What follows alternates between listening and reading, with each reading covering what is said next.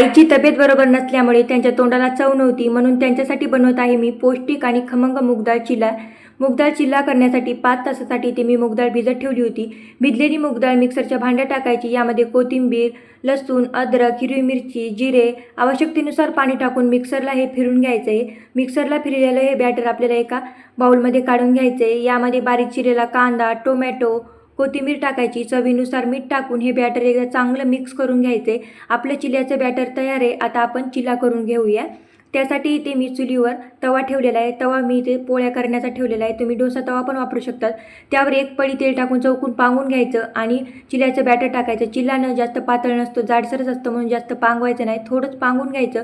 वरी बीटरूटाचे काप टाकायचे, गाजराचे काप टाकायचे, बारीक चिरलेली कोथिंबीर टाकायची. कढीनं थोडंसं तेल टाकून चांगलं उलटण्याने हे दाबून घ्यायचं आणि आलटीपलटी करून आपल्याला हे मूगडाळ चिला खरपूसाचा भाजून घ्यायचा आहे. तर तयार आहे आपला पौष्टिक खमंग मूगडाळ चिला. मूगडाळ चिला खान चॅनलला नक्की एक सबस्क्राईब करा.